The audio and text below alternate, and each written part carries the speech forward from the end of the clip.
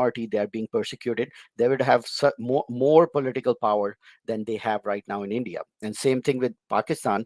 Pakistan, all the resources in the past 70 years that they've wasted in defense and being prepared to fight from India, and always being this, all the situations that has happened in Pakistan, they wouldn't have to had to deal with it. They would have a combined resources between India and Pakistan to be successful, and Bangladesh all together. Of course, later on they could have had a civil war, whatever. I'm not talking about that. This is just my idea that they would have a much better chance at becoming a superpower, at becoming a much more bigger footprint in the whole entire globe than what it is by being split. And now India and Pakistan are at each other's throat. They are competitors. Bangladesh is competitor with India and Pakistan, and they are working against each other in that sense, instead of pooling their resources and actually getting to something. So that's just my opinion about it. Of course, you might disagree. That's fine. We can agree to disagree. But yeah, you can go ahead and talk about Gandhi and stuff. Go ahead. Just last two two words I'll say is that if we are not being able to do it with 1.4 billion people, we wouldn't have been able to do it with 1.8 billion people. No, I'm saying a unity. I mean, being together in India itself, not Did you 1.8 get my billion. point? If we No, if we as a if we not are as a not ummah. We are if not we are talking not about able to as a, do it yeah. with 1.4 billion people, we wouldn't have been able to do it with 1.8 billion people. So that's my No, but answer to that. with the two, with the combined, you wouldn't have the wastage of so much resources in the past 60 years on each other. You know how much time and energy is spent being competitive with each other, India and Pakistan, and Again, I think that is ill-informed facts. The thing is, if you look at how much India has spent on Pakistan or defense against Pakistan compared to their entire spend, that doesn't even come into double figures. And Yeah, we when you still look would at, have but the needed only country that yeah, India has hold actually on, fought hold wars with on. is Pakistan. Yeah, so please, देसी neo आप थोड़ा सा ना rhetoric से बाहर निकल के कभी फैक्ट्स के ऊपर गौर फरमाएंगे ना, तो ना पाकिस्तान का सबसे बड़ा प्रॉब्लम इंडिया है, ना इंडिया का सबसे बड़ा प्रॉब्लम पाकिस्तान है। पाकिस्तान का सबसे बड़ा प्रॉब्लम जहाँ पे वो 40 साल से ऑफ एंड ऑन लड़ रहा है, वो अफ़गान बॉर्डर है। दैट और इज़ नॉट इंडिया के इवन लिए वो इंडिया। चाइना है। हाँ, इंडिया और के लिए इंडिया के चाइना है। लिए वो चाइना है। और अगर आप रिसोर्सेज़ को देखो, how much have they spent in terms of defence against each other, it is minimal to the amount of Yeah, spent 2 to Pakistan 3% has of the made. total Yeah, GDP. Do you think we would have become exactly. with 3%? We would have become a superpower like America? ये ना ऐसे ही हमारे लोगों को बेवकूफ़ बनाया जाता है कि इस टाइप की चीज़ें हैं। पाकिस्तान की तो जंग ही 40 साल से अफ़गान बॉर्डर के Anyways, we ऊपर would have हुई है। needed an army to hmm. station towards Iran or Afghanistan or still China or Myanmar. We would still have spent like 2 to 3% on the army. It probably Either would have ways. been harder if I look at it from Yeah. the Indian perspective. It would have been even harder because then you've got these huge problems, the Afghan problem, the Iranian Revolution problem, and then China. Can you imagine that? And 1947, when the British left, India wasn't even manufacturing a needle by themselves, right? So to start from something like not even being able to produce a needle to becoming a superpower was anyways impossible. Like it's wishful thinking, but it's not anything close to the reality. Let's I think it's a good point to end the I think discussion. the Okay, I expenditure on defense is an important expenditure for any of the countries, and I don't think it is going to be a reason for the downfall of some country if they are increasing their defense expenditure. I don't think that can be a reason for the downfall. Yeah, that's why I said, if we are not been able to do it with 1.4 billion people, we wouldn't have been able to do it with 1.8 billion people. Pakistan doesn't have oil, it doesn't have gold, it doesn't have diamonds, it doesn't have any special natural resources. It's just any other country. We can be emotional about it, that about the Hindutva and Akhand Bharat. It's like it's a good thing to, like, wish everybody comes together, but let's also fact the reality that, nothing would have been, like, exceptionally different. It could have gone either ways. That's my understanding. Like, it could have gone a lot worse. Look at what happened in Sudan.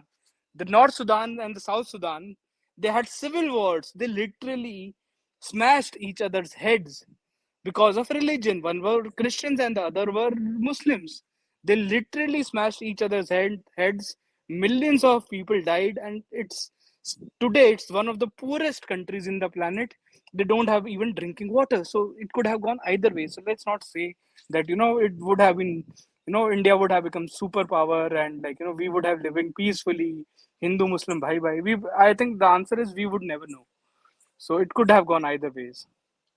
Okay, I think whether So you're pro or anti partition, we are still going on yeah, about yeah. like So we're what ifs moving and on from buts. there. So yeah, let's move Yeah. on.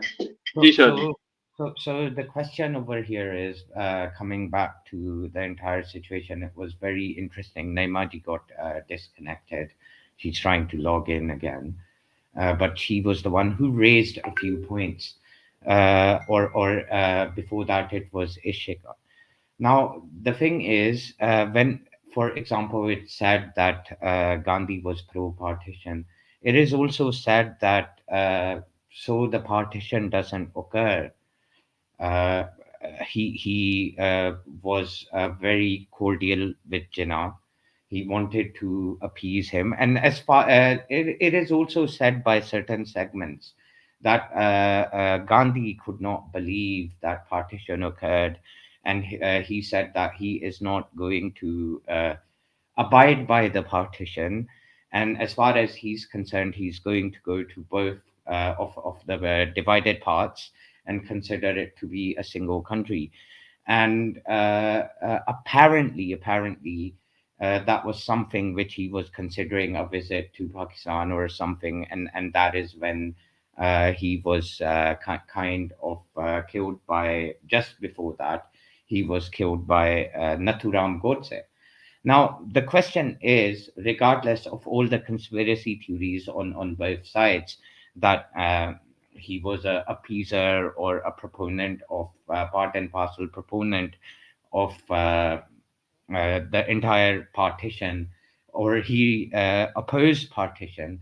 The fact of the matter is that there are some facts which we can look at in terms of how and in which circumstances and in which situation did Gandhi basically become a leader. And some of the things which are extremely interesting are that his incidents which some incidents which occurred with him while he was in South Africa. Now, the one of the main questions which I have in regards to that is that incident. He was a normal lawyer of that time, right?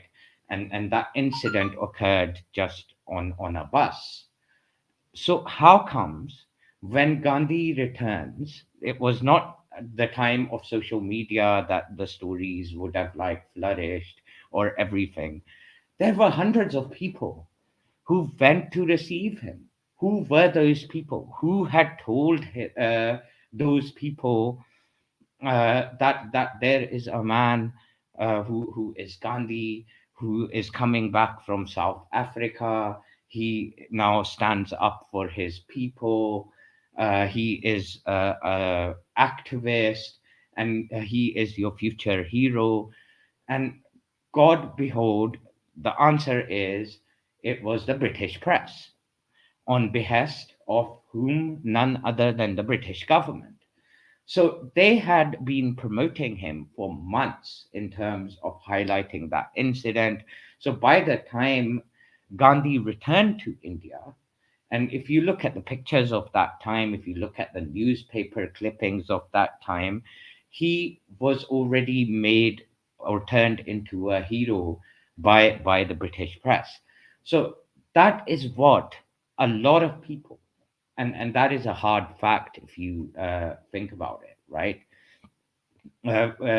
Use in regards to stating that he was cordial to the Brits On top of that, one of the first things which Gandhi did when he came back with his newly found popularity is he was contacted by the British to fight the Nazis um, in the Second World War, just before the Second World War, when the situation for recruitment purposes, and he basically endorsed recruitment of local people who happen to be people of the subcontinent to join the British Army against anyone who opposes them. Now, that again is a huge kind of a contradiction, if you ask me. That if, for example, and Aditya, I would like your insight in this, or Furqan, or Medusa, or Ishika, of course. How can you claim? My question is, how do you balance the two things out? On one side, you want freedom, and I understand what you're basically stating is the fact that you're against violence, but how can you outrightly go and advocate for such a thing?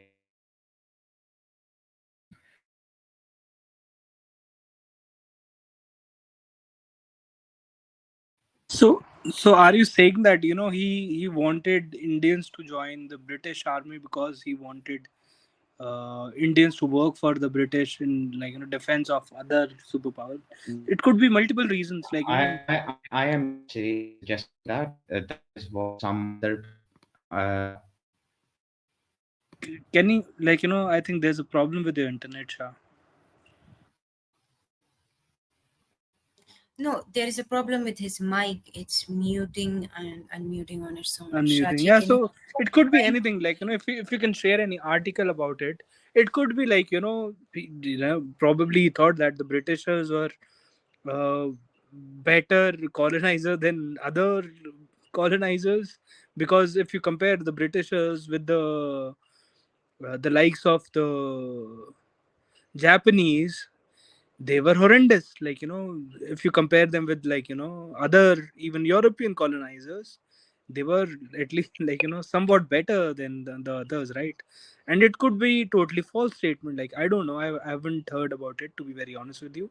If you can share any article about it, I can read about it. But to say that, just because he asked the people to join the British army implies that he was a British stooge. That's like, we don't know, like, what was the reason behind it, or was it even true that he actually did ask? I don't know.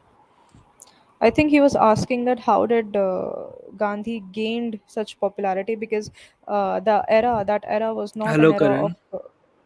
Hello, ji, hello. How are you? So Hi so Karan, how what are you are your doing?